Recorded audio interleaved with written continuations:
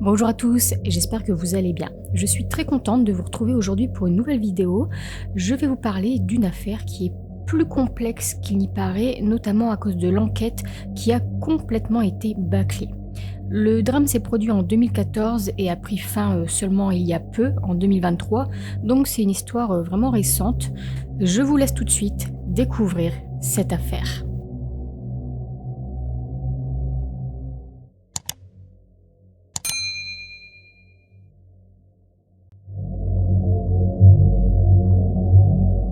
Le 28 juin 2014, dans la petite ville de Cottonport en Louisiane, Steve et Missy Ducotte se rendent chez leur fille et font une macabre découverte. La pire découverte, le pire des cauchemars pour un parent. Ils découvrent le corps de leur fille Megan Parra allongée sur le sol de son salon dans une mare de sang. Elle a reçu une balle dans la tête. Missy est infirmière, alors elle effectue les premiers soins, elle tente de sauver sa fille, surtout que Megan a encore un pouls, il est faible, mais elle respire encore un peu. Pendant ce temps, Steve lui contacte le 911, il contacte aussi le mari de Megan pour le prévenir, qui lui arrive à peu près une dizaine de minutes plus tard. Son mari est également infirmier, alors une fois présent, il aide Missy à prodiguer les soins. Les secours sont ensuite arrivés, Megan a été héliportée jusqu'à l'hôpital où malheureusement elle est décédée. Megan Parra a officiellement été déclarée décédée le lendemain, soit le 29 juin 2014. Megan Claire Ducotte est née le 7 novembre 1984 de Missy et Steve Ducotte. Elle a une grande sœur qui s'appelle Betsy et ensemble ils forment une famille très unie. Au moment des faits, elle a 29 ans, elle est enseignante en maternelle et elle est mariée à Dustin Parra, 30 ans, qui travaille donc comme infirmier. Et ensemble, ils ont 2 enfants, 2 fils, Austin Steven Parra et Brecken Michael Parra. Megan est décrite comme une personne chaleureuse et comme une mère aimante. Tout son monde tourne autour de sa famille et de ses enfants. Voilà pour son petit portrait. Le début d'enquête a été très rapide, il n'y a en fait même pas eu d'enquête. La scène de crime déjà était gravement contaminée et les enquêteurs ont trouvé 2-3 éléments dans la maison qui leur ont permis de conclure rapidement au suicide. Tout d'abord, il n'y avait aucun signe d'effraction dans la maison. Et ensuite, une note a été retrouvée sur le comptoir de la cuisine. À première vue, cette note semble être écrite de la main de Megan et elle s'adresse à ses enfants. Elle dit qu'elle les aime et qu'elle est désolée. Avec seulement ça, avec ces 2 éléments, les enquêteurs ont conclu qu'il s'agissait d'un suicide. Concernant l'arme du crime, elle a été retrouvée sur la scène. Elle était posée juste à côté de Megan. Et un enquêteur, l'enquêteur principal de l'enquête, qui s'appelle Chris Knight, a raconté à la famille de Megan qu'il avait testé l'arme et que les empreintes de Megan et de Dustin s'y trouvaient. Alors, que les empreintes de Dustin s'y trouvent n'est pas vraiment surprenant puisque c'est son arme à lui. Par contre, les empreintes de Megan, elles s'y trouvent partout et ça appuyait davantage la thèse du suicide. Le lendemain du drame, le corps de Megan est autopsié et l'autopsie conclut également au suicide. Sur le rapport est dit que l'arme était en contact direct avec sa tempe lorsqu'elle a tiré. Donc, 4 jours après le drame, l'enquêteur Chris Knight a clôturé l'enquête et il a résumé son enquête dans un rapport d'une seule page où il affirme qu'il s'agit donc d'un suicide.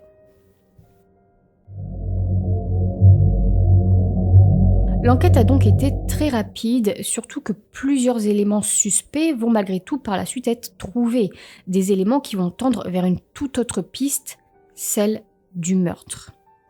Le premier élément suspect, c'est que la veille du drame, Megan a eu un accident de voiture.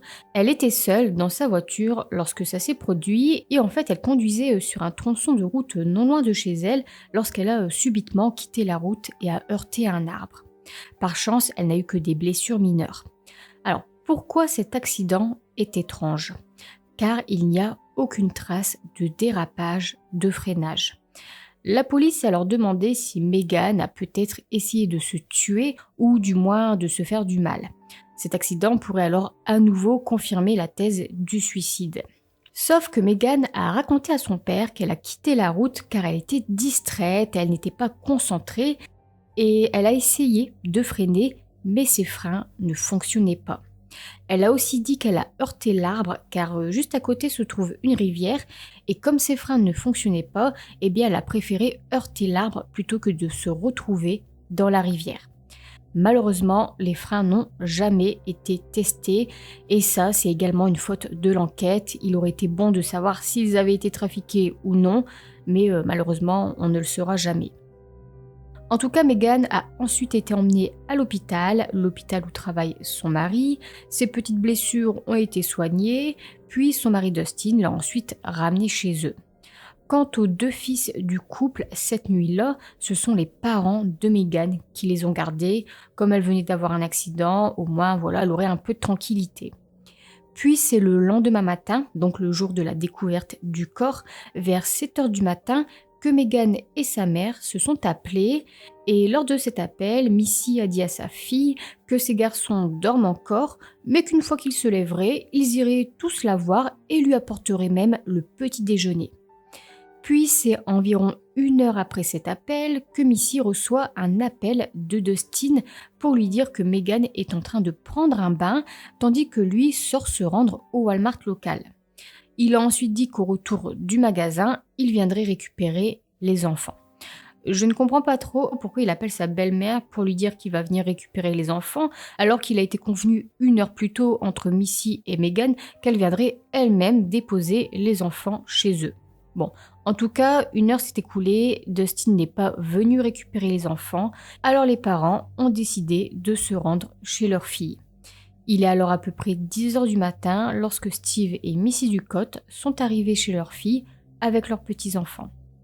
Et c'est donc là qu'ils ont découvert Meghan dans le salon avec une balle dans la tête. Donc voici les détails, voici ce qui s'est passé avant la découverte du corps.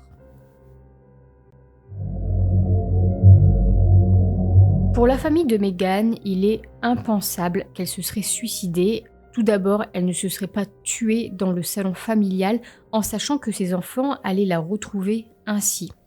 Ensuite, Meghan semblait heureuse dans sa vie. Elle allait obtenir dans quelques mois sa maîtrise car elle avait pour but de devenir directrice d'école. Donc c'est un beau projet. Sa sœur était aussi enceinte et elle était en train de lui planifier, de lui préparer sa baby shower. En fait, plus ils pensaient à la mort de leur fille, plus ils pensaient à tout ça, moins ça n'avait de sens. D'ailleurs, concernant la note retrouvée, pour ses parents, il ne s'agit pas de l'écriture de leur fille. Quelqu'un d'autre aurait écrit la note. Aussi, il est peu probable que Meghan sache utiliser une arme. Donc au fil du temps, à force de cogiter, la famille a commencé à soupçonner Dustin. Dustin devenait de plus en plus bizarre, de plus en plus suspect dans ses actes, dans ses comportements. Tout d'abord, concernant la note, il voulait la jeter. C'est la mère de Meghan elle-même qui a dit non, surtout ne la jette pas, c'est un élément de preuve. Donc c'est bizarre qu'il voulait tout de suite s'en débarrasser. Ensuite, le lendemain du drame, il a eu un autre comportement étrange. En fait, l'enquêteur Chris Knight a souhaité le rencontrer, lui ainsi que les parents de Meghan. Et lorsqu'il est sorti de la pièce, il a comme levé les mains et il a dit « Je ne suis pas un suspect ». Et ça, c'est un comportement qui a choqué les parents de Meghan puisque ce n'était même pas un interrogatoire. Il n'y avait rien de formel, l'enquêteur n'a vraiment rien demandé, c'était juste pour les rencontrer. Donc c'est bizarre son comportement. Aussi, Dustin a raconté plusieurs versions de son alibi. Il a en tout raconté 3 histoires différentes à 3 personnes différentes. Et l'enquête a également été bâclée à ce niveau-là, puisque aucune de ces histoires n'a été vérifiée. Et non, ils auraient pu regarder par exemple les caméras du Walmart pour voir s'ils s'y trouvaient réellement ou non, mais rien n'a été fait. Il a ensuite été découvert que Meghan et Dustin avaient probablement des problèmes de couple. Apparemment, Dustin avait une liaison, et là pareil, les enquêteurs n'ont jamais mené l'enquête pour confirmer ça. Autre chose, dans le rapport d'autopsie était également indiqué que Meghan avait des contusions au niveau de l'abdomen et de la poitrine. Comment a-t-elle eu ces blessures? Est-ce que ce sont des blessures de l'accident ou est-ce que Dustin était-il peut-être violent avec elle? Pareil, aucune enquête n'a été menée à ce sujet. Et je trouve ça vraiment très grave que l'enquête ait été bâclée de la sorte. Le rapport note qu'elle a des blessures, des contusions, mais aucune enquête est menée dans ce sens pour savoir d'où ça provient. Il n'enquête pas sur les différents alibis de Dustin, il n'enquête pas sur la potentielle liaison de Dustin, et d'ailleurs, il ne l'interroge même pas du tout. Heureusement que toutes les enquêtes ne sont pas menées ainsi. Une autre chose encore qui prouve que l'enquête a été bâclée et que pire, alors comment je pourrais dire ça, qu'il y ait eu magouille, qu'il y ait eu mensonge, c'est le fait, rappelez-vous, que l'enquêteur Chris Knight a dit aux parents de Megan que l'arme a été testée et qu'ils ont trouvé partout les empreintes de Megan et donc c'est comme ça qu'ils ont pu aussi conclure au suicide. Sauf qu'en réalité, écoutez bien, l'arme n'a jamais été testée. L'enquêteur a dit ça le lendemain ou 2 jours au plus tard après le drame à la famille, sauf que ça prend environ 2 semaines pour faire les tests. Ça ne prend jamais aussi peu de temps, ça ne prend pas 2 jours. L'enquêteur a ensuite démenti avoir dit ça à la famille et personnellement je pense qu'il a réellement dit ça à la famille, qu'il leur a menti pour qu'ils pensent également au suicide, que l'affaire soit ainsi bouclée et que tout le monde comme ça puisse passer à autre chose. Et malheureusement, l'arme ne pouvait plus être testée, elle avait été restituée à Dustin et elle lui avait été remise avant même que le rapport d'autopsie soit rendu. Rendez-vous compte, on lui rend l'arme du crime avant même que le médecin légiste rende ses conclusions. Durant 4 mois, personne n'a voulu entendre la famille Ducotte, personne ne voulait les écouter, mais 4 mois plus tard, un juge a accepté de les aider et a demandé à un nouvel enquêteur d'examiner l'affaire. Le nouvel enquêteur a examiné une centaine de photos de la scène de crime, il a examiné le rapport d'une page de Chris Knight et surtout, il a interrogé des voisins et 2 d'entre eux ont déclaré avoir entendu un coup de feu ce matin-là, mais à des heures différentes. Une voisine, elle, aurait entendu le bruit après 7h du matin, tandis qu'un autre voisin, lui, l'aurait entendu vers 9h15. Et aucun des 2 voisins n'était sûr de l'heure. Pour autant, l'enquêteur, lui, s'est basé sur la version du second voisin, celui qui a entendu le coup de feu vers 9h. Et à 9h, Dustin était censé être au Walmart. L'enquêteur a mené sa petite enquête et il a trouvé la preuve prouvant qu'il était bien au magasin à cette heure-là grâce à un reçu de caisse. Dustin était bien là-bas au magasin ce matin-là au moment où le coup de feu a été tiré. Donc pour l'enquêteur, il n'a pas tué sa femme. Le 15 janvier 2015, l'enquêteur publie son rapport de 8 pages concluant également que Megan s'est suicidée. Alors ça, ce fut un nouveau coup dur pour la famille, surtout que le nouvel enquêteur s'est basé uniquement sur le témoignage du voisin et non de la voisine, qui elle a entendu le coup de feu vers 7 heures. Par contre, la famille a eu accès au rapport ainsi qu'aux 115 photos qui complétaient ce rapport. Et ça leur a permis de continuer leur petite enquête de leur côté. Steve Ducotte et sa fille Betsy ont commencé à étudier, à regarder les 115 photos de la scène de crime. Et sur ces photos, ils ont trouvé des choses bizarres, des éléments qui les ont convaincus davantage qu'il ne s'agit pas d'un suicide. Alors tout d'abord, Betsy, elle a passé des heures sur internet à étudier, à apprendre tout ce qu'elle pouvait sur les différents types d'éclaboussures de sang. Et sur une photo, on voit la plaie de Megan et pour Betsy, les éclaboussures de sang qui se trouvent autour de la plaie ne correspondent pas à un suicide. Autre élément, il y a aussi le fait que l'arme est propre alors qu'elle aurait dû être recouverte de sang. Car si elle s'est suicidée, si elle a mis l'arme en contact direct sur sa tempe, comme l'indique le rapport d'autopsie, eh bien il devrait y avoir des éclaboussures de sang sur l'arme. Puis d'autres photos encore font croire qu'une lutte a aussi eu lieu dans la maison. Avec ces photos en main, le père de Megan est parti voir à nouveau le juge pour que l'enquête soit à nouveau examinée. Nous sommes maintenant en 2017, 3 ans plus tard, l'affaire est à nouveau examinée. Sauf que malheureusement, ça n'avance toujours pas.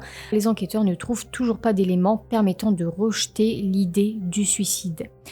Pendant ce temps, quant à Dustin, lui 3 ans plus tard, il a refait sa vie et il s'est remarié. En 2018, la famille de Meghan ne lâche toujours pas l'affaire. Steve décide alors d'appeler à l'aide un ancien copain de lycée qui s'appelle David Lemoine. C'est en fait un agent du FBI à la retraite. Et lui, il fait appel à son tour à un ancien collègue de travail pour lui prêter main forte. Également un agent du FBI à la retraite qui s'appelle Zach Shelton. Et ensemble, tous les deux, ils ont réussi à faire rouvrir l'enquête. Ils ont commencé à travailler sur l'affaire, ils ont regardé toutes les photographies, tous les documents de l'enquête, et ce sont les premiers qui ont conclu à l'homicide. Les 2 anciens enquêteurs à la retraite ont alors désormais repris l'enquête en main et ils ont commencé par interroger plusieurs personnes. La première personne à interroger est le détective initial, ce n'est autre que Chris Knight. Il a été interrogé le 15 janvier 2019 et lui, lors de son interrogatoire, il a admis n'avoir jamais enquêté. Il a aussi admis n'avoir jamais envoyé l'arme pour faire des tests, tout simplement parce que pour lui c'était un suicide, alors il n'a rien fait. Ensuite vient le tour de Dustin Parra d'être interrogé. Il a été interrogé pendant plus d'1 heure. Il a déclaré que leur couple était typique, avec des disputes typiques. Il a déclaré que dans les semaines qui ont précédé le drame, sa femme semblait déprimée et pensait à la mort. Ensuite, Dustin a admis avoir eu plusieurs aventures. Il a dit qu'il ne pensait pas par contre que Meghan était au courant de ses liaisons, car elle ne lui en a jamais parlé, elle n'a jamais rien évoqué à ce sujet. Aussi, un autre point qui a été évoqué, c'est sa glissade sur le sang. En fait, je ne vous en ai pas encore parlé, mais quand Dustin est rentré chez lui le jour du drame, il a glissé et il est tombé avec tout le sang qui se trouvait par terre et du sang s'est retrouvé sur son short. Et en fait, la façon dont Steve a décrit Dustin glissant sur le sang de Meghan était troublante pour les enquêteurs. He came running in from the garage door. He gets in a baseball slide position and he slides. Pour les enquêteurs, il a volontairement glissé pour perturber la scène de crime. Dustin a aussi été interrogé sur la prétendue note de suicide et tout le long de l'interrogatoire, il a déclaré ne rien savoir et ne rien avoir dans la mort de Meghan. Puis il a mis brusquement fin à l'interrogatoire. Et enfin, c'est au tour de la voisine d'être interrogée. Elle a déclaré avoir entendu un grand boom peu après 7 heures du matin. A little after 7 a.m., I heard a boom, a loud boom. And you clearly heard it. Oh, yes, it was very loud. So I said to myself, oh my gosh, that was a loud noise. Pour les enquêteurs, c'est cette voisine qui a entendu le coup de feu et non pas le voisin, laissant alors tout le temps à Dustin pour dissimuler son crime, puis ensuite se rendre au Walmart à 8h50.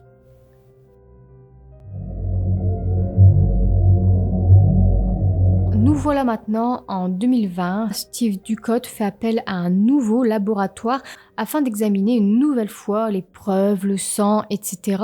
afin de trouver enfin une preuve prouvant l'homicide. Sauf que le laboratoire n'a trouvé aucune preuve de meurtre, aucune preuve que Dustin était présent au moment du meurtre. Donc les conclusions sont les mêmes pour le laboratoire, il s'agit d'un suicide. Les conclusions du laboratoire ne sont pas les conclusions qu'attendait Steve, mais malgré ça, Steve était lui toujours convaincu que Dustin a tué sa fille. Donc en avril 2021, il a embauché cette fois un analyste indépendant des scènes de crime qui s'appelle Eric Richardson. Et lui, il a examiné les photos du short ensanglanté de Dustin et il a repéré une fine brume de sang juste sous le rabat d'une poche. Et en fait, c'est un phénomène qui, selon lui, ne peut être causé que par des éclaboussures de sang à grande vitesse provenant d'une blessure par balle. Donc ça veut dire que Dustin était là, dans la pièce, lorsque cette arme a été tirée. Eric Richardson a également reconnu que l'arme semblait avoir été nettoyée. Les voilà, les preuves concrètes liant directement Dustin au meurtre de sa femme. En octobre 2021, Dustin Parra a été arrêté pour meurtre au 2e degré. 3 jours avant que le procès ne débute, le vendredi 24 mars 2023, la défense a proposé un accord. Pour éviter le procès et éviter la prison à vie, ils ont proposé que Dustin plaide coupable d'homicide par négligence. Ainsi, il n'écoperait que d'une peine de 5 ans de prison. La famille de Megan a accepté l'accord.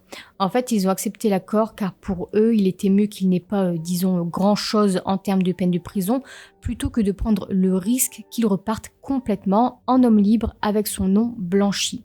Et surtout, en plaidant coupable d'homicide par négligence, Dustin n'a pas d'autre choix que d'admettre qu'il a tué sa femme. Par négligence, certes, mais qu'il a tué quand même. Dustin Parra a donc tout admis.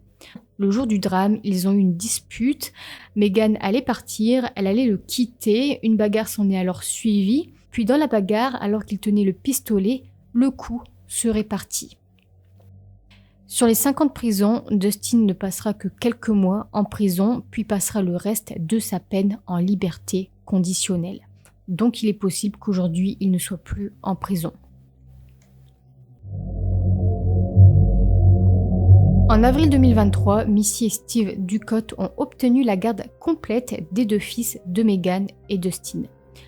Alors, j'ai beaucoup de réserves sur cette affaire, j'ai beaucoup de questions. Au départ, je trouvais le mari suspect de par son comportement, le fait qu'il a raconté plusieurs alibis différents. Mais au fil de l'affaire, au fil des ans, on voit quand même que chaque laboratoire, chaque médecin légiste ont conclu au suicide. Aucune preuve scientifique ne prouvait le meurtre. Tous étaient vraiment unanimes. Bon, finalement, il a avoué. Mais est-ce qu'il a avoué pour éviter d'être condamné à la prison à vie ? Car il est déjà arrivé que des personnes innocentes avouent sous la peur, la menace, la contrainte. Mais dans cette affaire-là, ça me paraît vraiment étonnant qu'il ait fait des aveux dans le cas où il serait vraiment innocent. Je pense qu'il est tout de même coupable. Mais malheureusement, le problème, c'est que l'affaire a complètement été bâclée de A à Z. L'arme n'a pas été testée, l'écriture de la note n'a pas été analysée, je n'ai trouvé aucune info sur la trajectoire de la balle. Dites-moi vous ce que vous en pensez, j'ai vraiment envie de savoir votre avis là-dessus. Donc c'en est fini pour cette histoire, merci d'avoir suivi cette affaire, j'ai vraiment hâte de vous lire, prenez bien soin de vous et je vous dis à la fois prochaine pour une nouvelle vidéo.